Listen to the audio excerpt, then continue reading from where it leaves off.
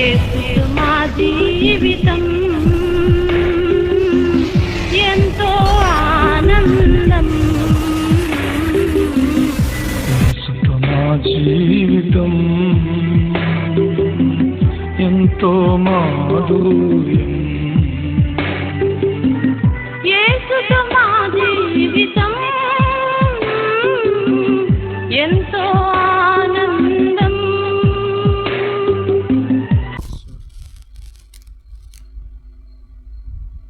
దేవుని వాక్యం చదువుకుందాం. చూడండి, హెబ్రీ పత్రిక 12వ అధ్యాయము 1 నుంచి 3 వచనాలను మనం చదువుదాం. 1 నుంచి 3 వచనాలు. ఒక వచనం నేను చదువుతాను, ఒక వచనం మీరు చదవండి. మిగిలిన 3వ వచనం మనందరం కలిసి చదువుదాం. ఇంత గొప్ప సాక్షి సమూహము మేఘము వలె మనలను ఆవరించి ఉన్నందున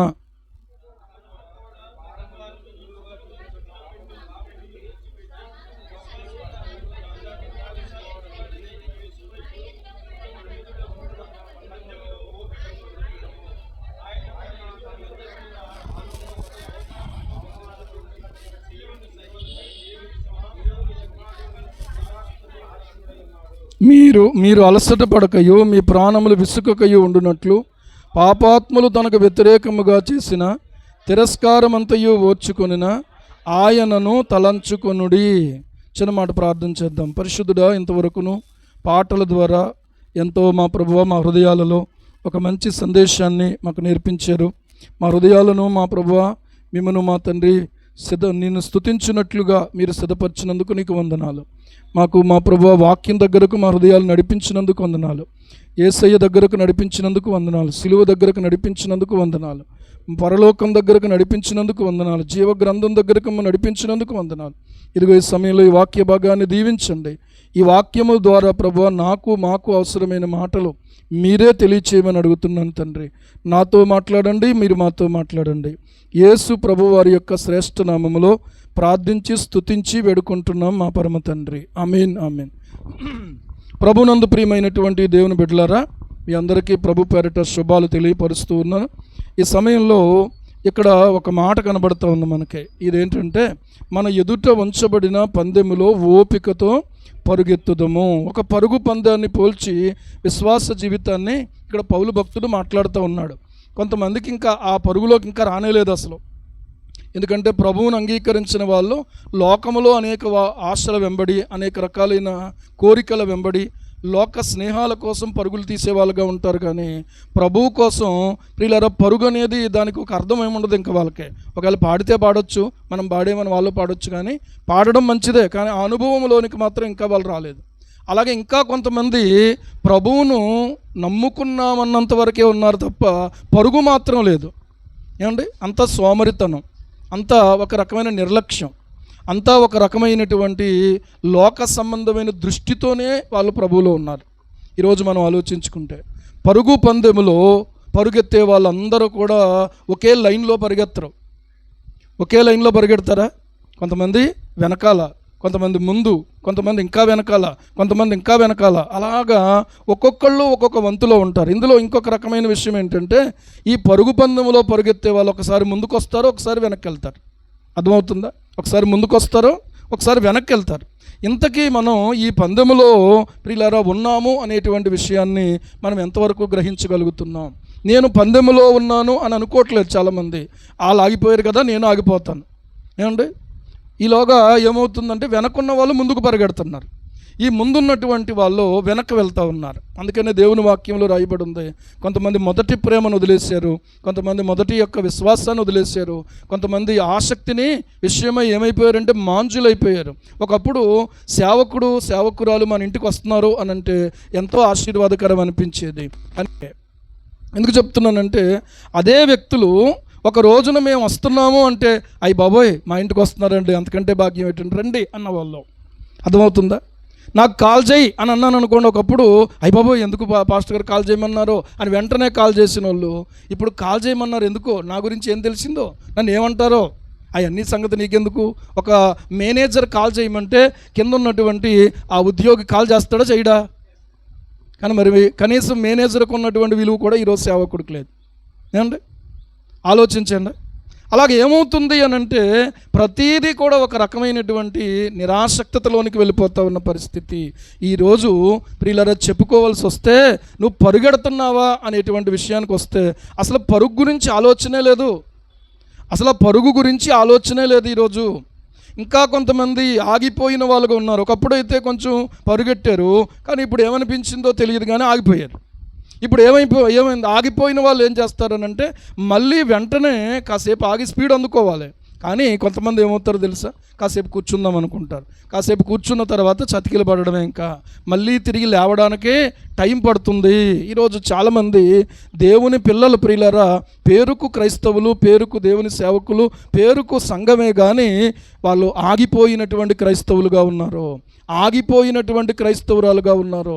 ఇక్కడ ఒక మాట మనం ఏమనుకుంటాం తెలుసా, నా ఇష్టం అనుకుంటాం. నీ ఇష్టం ఏంటి, నీ ఇష్టం ఏంటి, నా ఇష్టం ఏంటి? ఇక్కడ ఎవరి ఇష్టం? ఇక్కడ నువ్వు ఎప్పుడైతే ఆయన చేతిలో చెయ్యి వేసావో, ఆయన నమ్మేవో, ఆయన అంగీకరించావో, ఆయన నీ జీవితంలోకి చేర్చుకున్నావో, అప్పుడు నీ ఇష్టాన్ని నువ్వు పాతి పెట్టి ఆయన ఇష్టం జరిగించడానికే నువ్వు నేను వచ్చాం. కానీ మధ్యలో నీకు నీ ఇష్టం అనేది ఒకటి వచ్చింది. జాగ్రత్తగా చూసుకోండి, అర్థమవుతుందా? కొంచెం బుద్ధిహీనత త్రాసులో ఉంచితేనట అది జ్ఞానాన్ని ఘనతను తేలగొడుతుందంట. అంత తీవ్రమైనటువంటిది బుద్ధిహీనత. కాబట్టి ఈరోజు నా ఇష్టం అనుకునే దగ్గర నేను ఇష్టం వచ్చినట్లు వేస్తానండి, నన్ను ఎవడు అడగడానికి లేదండి. అది ఇదేనా నీ క్రైస్తవ జీవితం? నా ఇష్టం వచ్చినట్టు ఉద్యోగానికి వస్తానని ఉద్యోగానికి వెళ్ళండి, స్కూల్కి వెళ్ళండి, స్కూల్కి పిల్లల్ని పంపించండి, డ్యూటీకి వెళ్ళండి. మరి అక్కడ లేనిది ఇక్కడ ఎందుకు నీ ఇష్టం వచ్చింది? అక్కడ ఏమన్నా చెప్పడానికి ఉందా? ఏమంటే మా ఆవిడ గారు వంట చేయలేదండి, వంట చేయకపోతే నాకెందుకు చెప్తావు? క్యాంటీన్లో తిను. పిల్లోడు ఏడ్చాడండి. గర్భవతుగా ఉన్నటువంటి వాళ్ళు కూడా ఎంసెట్ ఎగ్జామ్ రాయాలనంటే ఆ రీతిగానే వెళ్ళి రాయాల్సిందే. చంటి బిడ్డకు పాలు ఇవ్వాలండి, అమ్మ నీవేం చెప్పినా సరే ఇక్కడ ఏం పని అవదు, ఒక్క నిమిషం లేట్ అవ్వడానికి వీల్లేదు. నిమిషం లేట్ అయిందని ఒక తల్లి ఒక బిడ్డను తీసుకొస్తే గొగ్గోలు పెట్టినా కూడా లోపలికి నో ఎంట్రన్స్ ఎగ్జామ్. అది లైఫ్కి సంబంధించింది, అది చదువుకు సంబంధించింది. ఒక్క సబ్జెక్ట్ ఆగిపోయిందంటే ఇక మొత్తం ఆగిపోయినట్టే. ఏమండి, ఒక సబ్జెక్ట్ ఆగిపోయిందంటే మొత్తం ఆగిపోయినట్టే. కనుక ఆ చంటిబిడ్డను ఎత్తుకున్నో, లేకపోతే ఆ చంటిబిడ్డను తల్లిని తీసుకెళ్ళో, భర్తను తీసుకెళ్ళో, అన్నిటి దగ్గర మనం ఏం చేస్తున్నాం తెలుసా, అడ్జస్ట్ అవుతున్నాం. కానీ యొక్క దేవుని సన్నిధి విషయంలో మాత్రమే ఈరోజు ఏం చేస్తున్నామో తెలుసా, ఫ్లైట్ అవుతుందండి మన కోసం. ఫ్లైట్ అవుతుందా? ఆగదు కదా. బస్సు ఆగుతుందా? పోనీ ఏమండో పాస్టర్ గారు వచ్చేస్తున్నారు, ఒకసారి ఆగండి అంటే ఆగుతాడా? ఏమండి, పర్లేదమ్మా ఇంకో 10 నిమిషాలు ఆగమను అంటే, రే బాబు వెనకాల రమ్మని బాబు, బస్సులో మా టైం అయిపోయింది. ఎవరో ఆగరు. కానీ ఇక్కడ మాత్రం మనకు అంత తిరకాసు వచ్చేసింది. జాగ్రత్త ప్రియులారా, నువ్వేమనుకుంటున్నావు? పరలోకం అంటే ప్రియులారా ఆషామాషిగా ఆలోచించుకుంటున్నారా? ప్రభు అంటే ఆషామాషిగా ఆలోచించుకుంటున్నారా? ఆయన ప్రేమ చూపిస్తూ ఉంటే ఆ ప్రేమను నువ్వు నిరాకరిస్తూ ఉంటే నువ్వు దేనికి దగ్గర అవుతున్నావో జాగ్రత్తగా గమనించుకో. ఆయన కోపం వచ్చిందంటే ఆయన కోపము ఎదుట ఎవ్వరూ నిలవలేము. అర్థమవుతుందా? ఆయన సర్వాధికారి అయిన దేవుడు సార్వభౌముడు అనుకుంటున్నావా, లేకపోతే నా ఇష్టం? ఏమండి, ఒంట్లో బాగోకపోతే నువ్వు నన్ను బాగు చెయ్యాలి, నాకు ఒకవేళ చదువు అయిపోయిన తర్వాత నాకు ఉద్యోగం ఇవ్వాలి, ఉద్యోగంలోనేమో నాకు ప్రమోషన్ ఇవ్వాలి, నువ్వేం పడతావో నాకు అనవసరం, నా ఇష్టం నేను జరిగించుకుంటాను. ఏమండి, పెళ్ళి అయిన తర్వాత భార్య నా ఇష్టం అని అంటే కుదరదు. భర్త ఏమండి బాబు అదేంటి ఇంతకుముందు ఎప్పుడో ఒకవేళ మీరు లేట్ వస్తే వచ్చారు ఇంటి దగ్గర నేను ఒక్కరిదాన్ని ఎదురు చూస్తూ ఉంటాను మీకోసం, మీరేంటి లేట్కి వస్తే ఆయన మగోడిని ఏంటి మాట్లాడుతున్నావు నువ్వు? నా ఇష్టం. నీ ఇష్టాన్ని పాతి పెట్టకపోతే నీ ఇష్టంతో నువ్వు నష్టపోతావు. జాగ్రత్త. నీ ఇష్టమా ఏమండి, నీ ఇష్టమా? నీ ఇష్టం అనే దగ్గర ఆగిపోయిన వాళ్ళు చాలామంది ఉన్నారు. ఈరోజు నేను చెప్తున్నా, నా ఇష్టం అనుకున్న దగ్గర ప్రతి పాపానికి అవకాశం ఉంది.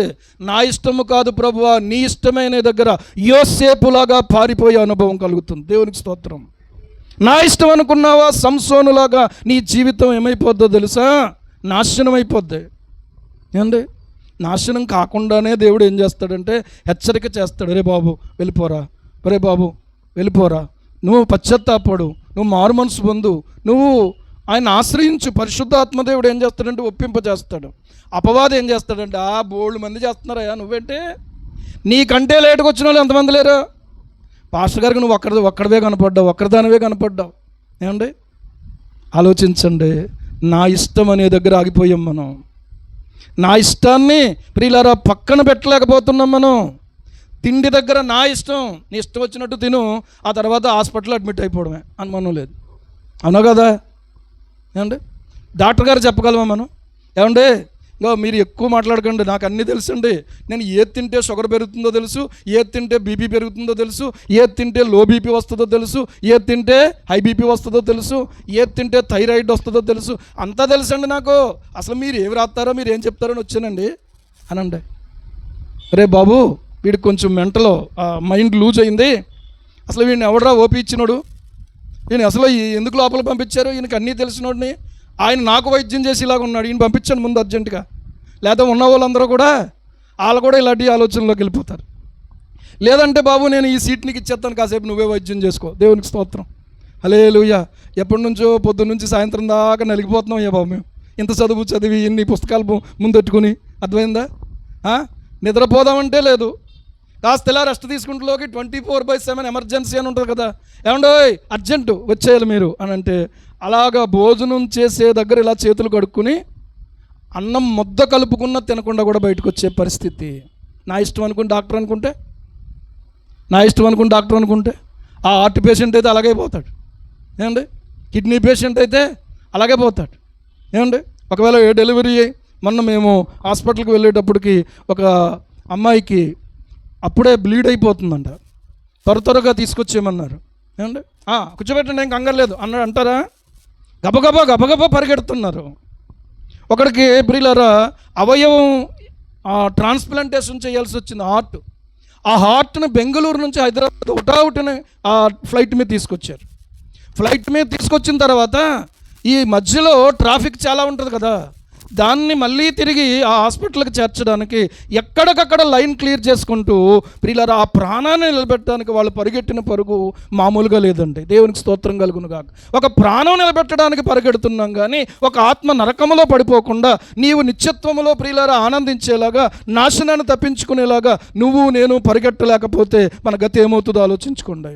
నాకు ఆదికాండం తెలుసండి, నాకు నిర్గమాకాండం తెలుసండి, నాకు ప్రకటన గ్రంథం తెలుసండి, నాకు పరమగీతం తెలుసండి, నన్నేంటి ఇందులో చెప్తున్నారు అని అంటే ఏమండి నో ఆన్సర్ బాబు, నువ్వు దీనికే తగినోడువై, ఇక్కడే ఉండడానికి తగిన వాడువు. సైతాన్ అంటాడు, రే నన్ను ఏదో చేద్దాం అనుకున్నావు కదా, నువ్వు చివరికి ఎక్కడ రావాల్సి వచ్చింది, నా దగ్గరికి రావాల్సి వచ్చింది, చూసావా అని అంటాడు. ప్రియులారా ఏడవడం తప్ప ఏం చేసేదేమీ లేదు. అక్కడ ఉండే పని అంతా ఏడిపే. అక్కడ ఉండే పని అంతా ఏడు చెప్పండి. గడ్డి కోసుకోవడం లేదు, డ్యూటీకి వెళ్ళడం లేదు, ఏమంటే వర్క్ ఫ్రమ్ హోము లేదు, ఏమంటే వర్క్ ఫ్రమ్ ఆఫీసు లేదు. ఏంటి వర్కు? ఏడుపును, పండ్లు కొరుకుటయును ఉండును. ఏమండి మరి అక్కడేముంటుంది? ఆయన ముఖాన్ని దర్శిస్తూ ఆయన దాసులు ప్రియులారా ఆయనను స్తుతిస్తూ స్మరిస్తూ ఆయన ఆరాధన చేస్తూ ఉంటారు. హల్లెలూయా. ఏమండి ఒకడిని అడిగారట, లాజరు ధనవంతుడి గురించినటువంటి ఒక స్టోరీ ప్రియులారా బైబిల్లో లోకాసు వార్త 16వ అధ్యాయం 19 నుంచి చివరి వచ్చిన వరకు కూడా 31 వరకు కూడా ఉంటుంది. అక్కడ ఉన్నటువంటి ఆ స్టోరీ అంతా చెప్పిన తర్వాత సండే స్కూల్ టీచర్ చెప్పిన తర్వాత ఆవిడ అడిగిందట, రే ఇంతకీ మీరు లాజర్లాగా ఉండాలనుకుంటున్నారా, ధనవంతులాగా ఉండాలనుకుంటున్నారా అని అడిగిందట. అప్పుడు వచ్చింది మీకు మైండ్లోకి, ఎలా ఉండాలనుకుంటున్నారా? లాజరులాగా ఉండాలనుకుంటున్నారా? ఎలాగా చెప్పాలి? ధనవంతుడిలాగా ఉండాలనుకుంటున్నారా అన్నాడంట. వెంటనే ఒకడు లేచి అన్నాడట, టీచర్ నేను మాత్రం భూమి మీదేమో ధనవంతుడిలాగా, పరలోకంలోనేమో లాజర్లాగా ఉండాలనుకుంటున్నాను. అలా కుదురుతుందా అండి? అలా ఉంది మన యొక్క ఆలోచన. నేను ఇష్టం వచ్చినట్టు ఉంటాను అంటే ధనవంతుడి యొక్క లక్షణం అది. నీకు ఇష్టమైనట్టు సుఖం అనుభవించితివి, జాగ్రత్త. ఏమండి నీకు ఇష్టమైనట్టు సుఖం అనుభవించావు నువ్వు, అతడైతే ఏం పొందాడు? యాతన పడ్డాడు. దేవునికి స్తోత్రం కలుగును గాక.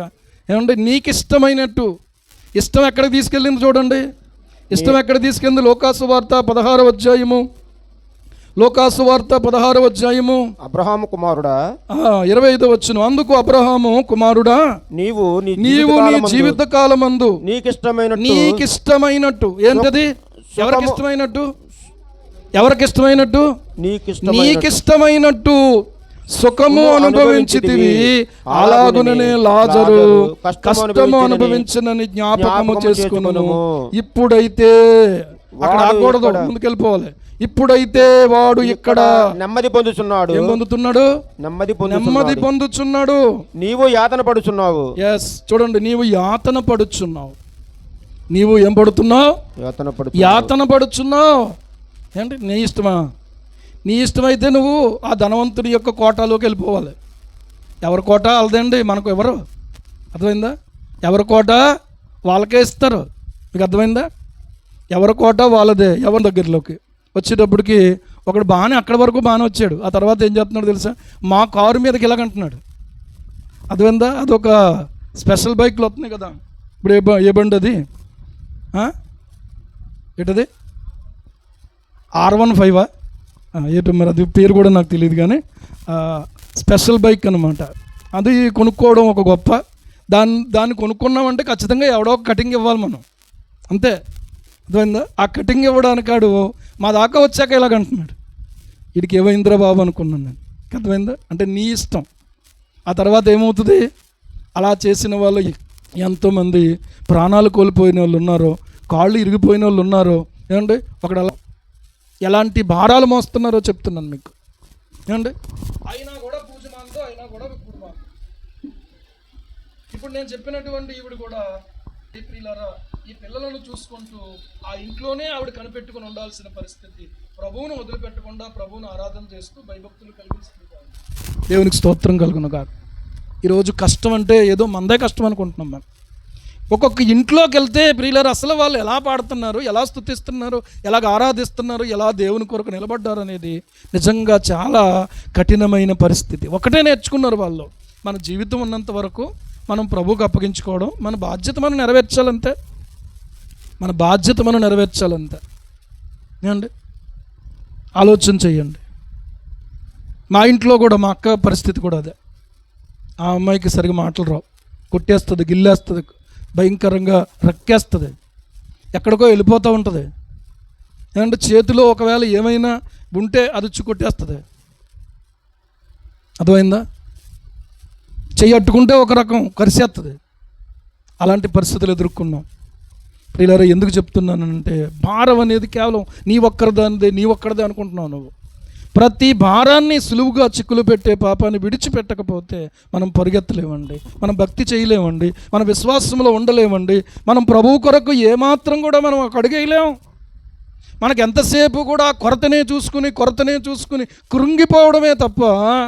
ప్రియులారా, నేను ఇంకో మాట చెప్తాను మీకు. అవన్నీ చక్కబెట్టుకుని ఆరాధనకు వచ్చేవాడు అంట ఆయన. ఇంకోటి చెప్పనా? ఎలాగున్నావు అన్నయ్య అని అంటే, నేను బాగానే ఉన్నానని చిరునవ్వుతో మాట్లాడతాడంట. ఏమండి? పిల్లల పరిస్థితి ఎలా ఉంది తమ్ముడు తెలుసా నీకు? ఇదిగో వాళ్ళకి ఇలాగా, వీళ్ళకి ఇలాగా, నా భార్య పరిస్థితి ఇది. ఎలా నవ్వగలుగుతున్నారన్న బాబు మీరు? నవ్వు ఎలా వస్తుందన్న మీకు? ఏం చేయమంటావు తమ్ముడు? ప్రభువునందు ఆనందమే నాకు. దేవునికి స్తోత్రం కలుగును గాక. హల్లెలూయా. ఈరోజు ఆలోచన చెయ్యండి ప్రియులారా. ఏమండి? ప్రతి భారాన్ని విడిచిపెట్టి, సులువుగా చిక్కులు పెట్టే పాపాన్ని విడిచిపెట్టి నువ్వు ఏం చెయ్యంటే విశ్వాసమున కర్తయు దాన్ని కొనసాగించేవాడైనా యేసు వైపుకు మాత్రమే చూడు. దేవునికి స్తోత్రం. ఎవరి వైపుకు చూస్తున్నావు? నీకంటే మంచి డ్రెస్ వేసుకున్న వాళ్ళని, నీకంటే మంచి ఏమంటే బైకులు నడుపుతున్న వాళ్ళని. ఏమంటే కొంతమందికి ఏముండదు అంటే, మన ప్రాంతంలో కొంతమందిని నేను చూస్తున్నాను ఏంటంటే, ఆడేసుకున్న గొలుసు అద్దిదే, నడిపి బండి అద్దిదే, ఆడేసుకున్న జోళ్ళు కూడా అద్దియే, అర్థమైందా? బట్టలు కూడా అద్దియే అని ఈడో పెద్ద ఫోజు ఇచ్చేస్తూ ఉంటాడు బండి మీద తిరుగుతా. అర్థమైందా? సరే అలాగే అడిగాను ఒక అబ్బాయిని, రే బండి ఎవరిదిరా అన్నా. అవే మా ఫ్రెండ్ దండి అన్న.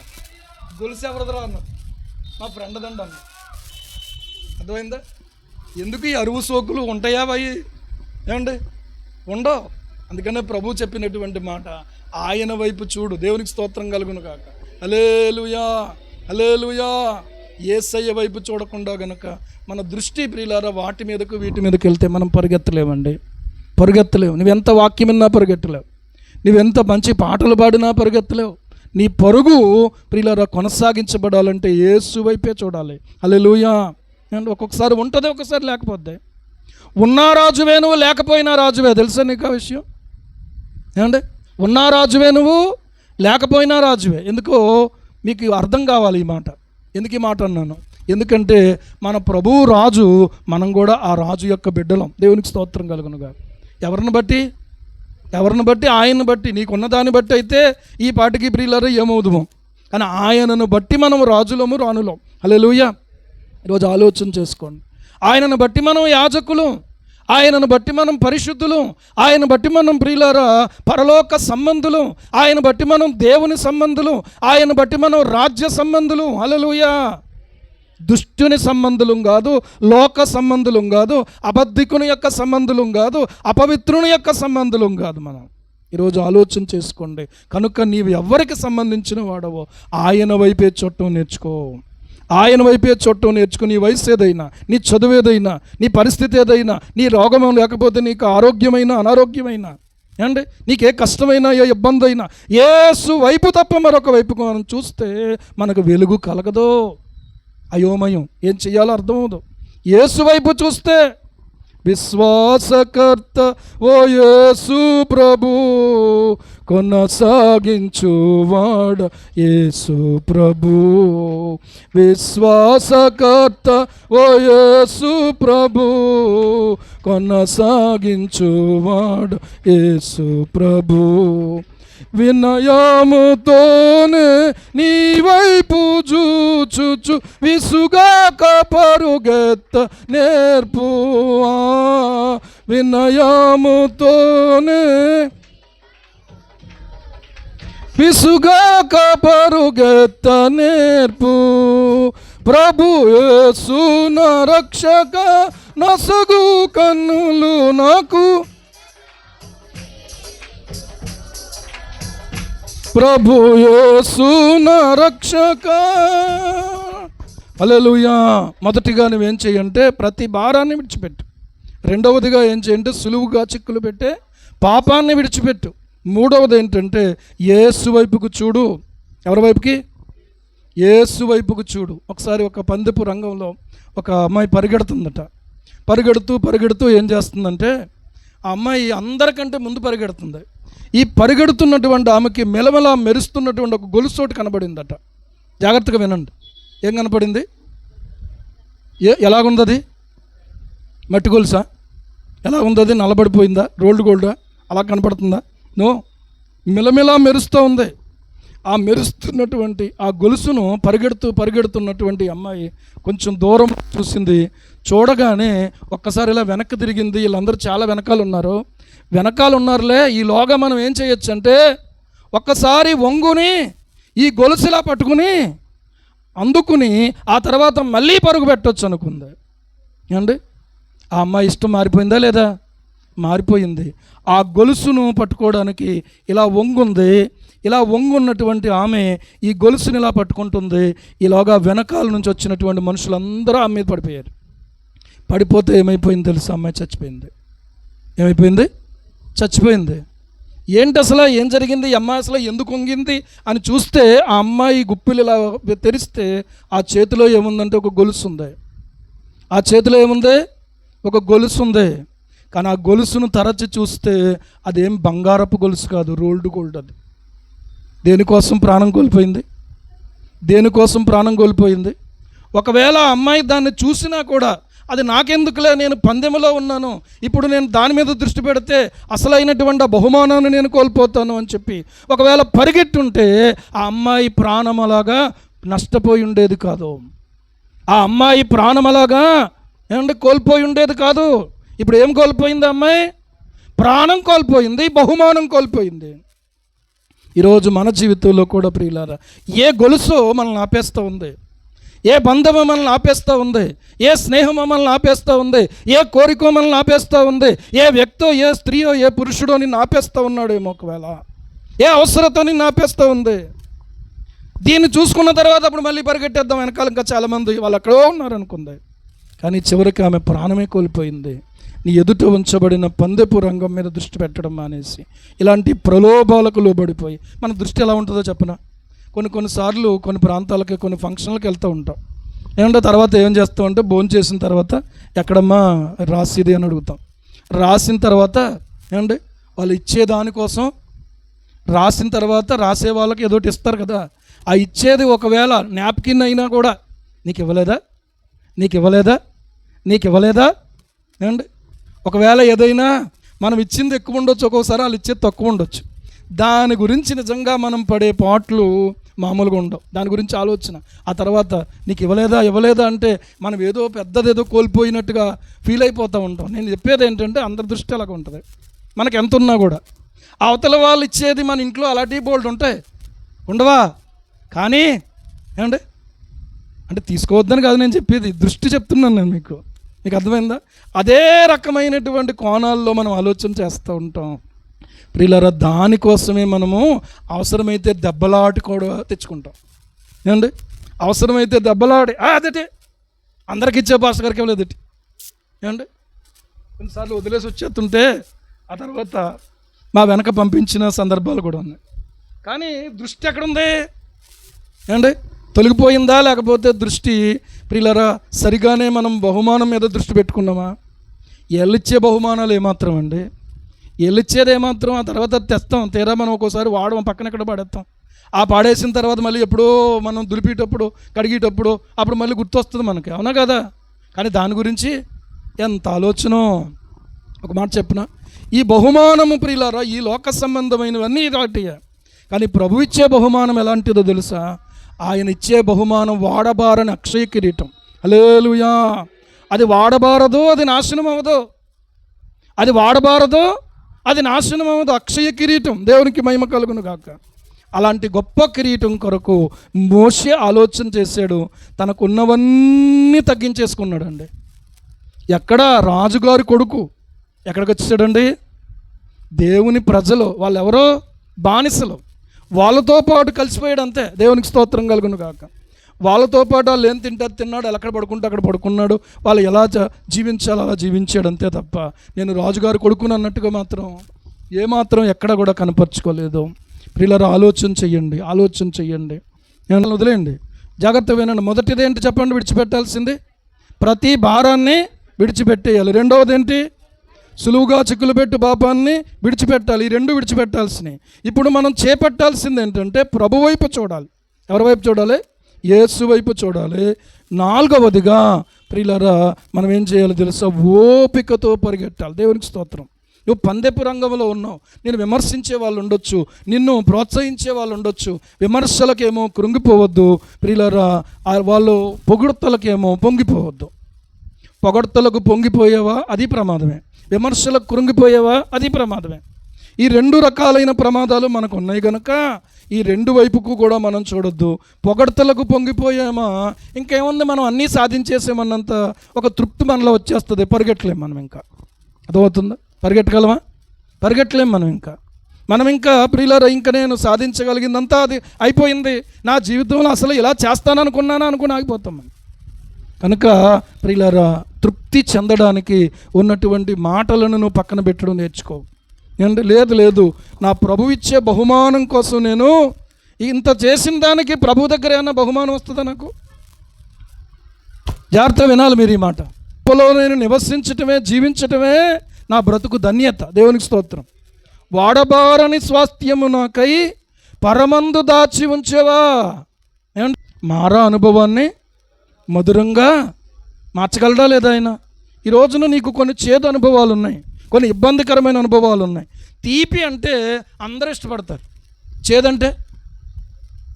చేదంటే కానీ చేదు చేసే మేలు తీపి చేయదు సుమా. అవునా కాదమ్మా? ట్యాబ్లెట్ ఎలా ఉంటుంది? చేదుగా ఉంటుంది, కానీ అది మింగితేనే మనకు ఆరోగ్యం వస్తుంది. దేవునికి స్తోత్రం కలుగును కాక. హల్లెలూయా. కొన్ని మాటలు, కొన్ని అనుభవాలు కష్టంగానే ఉంటాయి, ఇబ్బందిగానే ఉంటాయి. కానీ ఆ ఇబ్బందిని నీవు నేను సహించినప్పుడే ఆ మాధుర్యాన్ని మనం పొందగలుగుతాం. మారాను మధురంగా చేస్తాడు. ఈరోజు ఏది నీకు చేదుగా ఉందో ప్రియులారా అక్కడ ఆగిపోయాం. ఏమంటే ఇక్కడ మోషే లేడు, కానీ మనం ఏమని చేస్తాం తెలుసా? ఏమంటే చచ్చిపోతున్నానండి బాబు అంటాం. వాళ్ళేమో చంపడానికి తీసుకొచ్చారన్నారు, మనం ఏమంటాం తెలుసా? చచ్చిపోతున్నానండి బాబు అంటాం. ఏమంటే చచ్చిపోవడానికి దేవుడు తీసుకొచ్చాడా? చచ్చిపోవడానికే దేవుడు అంత పని కట్టుకుని ఎర్ర సముద్రం పాయలుగా చీల్చాడు వీళ్ళ కోసం.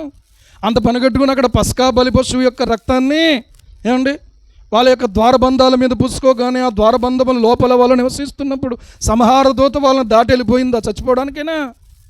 ఎన్నో నన్ను రక్షించి నీ కొరకు నా కొరకు ప్రాణం పెట్టి మరణాన్ని జయించి తిరిగి లేచి పరలోకములో నీ కొరకు నా కొరకు శాశ్వతమైనటువంటి అక్షయమైనటువంటి వాడబారనటువంటి స్వాస్థ్యాన్ని ఉంచినటువంటి దేవుడు చావడానికి కాదు నిన్ను అక్కడ తీసుకెళ్ళింది. అక్కడ నువ్వు చేయాల్సిన పని ఏంటంటే ఆయనకు నీ జీవితంలో అవకాశాన్ని ఇయ్యి, ఆయన మారాన్ని మధురంగా చేసేస్తాడు. దేవునికి స్తోత్రం. హల్లెలూయా, హల్లెలూయా. ఈరోజు మన జీవితంలో కూడా చేదైన అనుభవాల దగ్గర ప్రియులారా యేసయ్యను నీ జీవితంలోనికి చేర్చుకో. యేసయ్యను నా యొక్క పరిస్థితిలోనికి నువ్వు పిలువు. ఏమండి ఆయన నీతో ఉన్నాడా? మారా మధురంగా చేయబడదు అనుమానం లేకుండా. ఈరోజు తిట్టిన వాళ్ళు రేపొద్దున ఘనపరిచే పరిస్థితి దేవుడు తీసుకొస్తాడు. హల్లెలూయా. ఈరోజు తిరుగుబాటుగా ఉన్నటువంటి వాళ్ళు రేపు నీ ఎదుట వంగిపోయేలాగా విధేయత చూపించేలాగా దేవుడు చేస్తాడు. ఈరోజు ఇట్టి గొప్ప దేవుడు మనతో ఉన్నాడు ప్రియులారా. భయపడొద్దు, కలవరపడొద్దు. ప్రార్థన చేసుకుందాం. అందరూ కూడా కళ్ళు మూసుకుని మోకరించండి, మోకరించండి, మోకరించండి. దయచేసి ప్రార్థన చేసుకుందాం, దయచేసి ప్రార్థన చేసుకుందాం. నీవు భారాలను విడిచిపెట్టవా?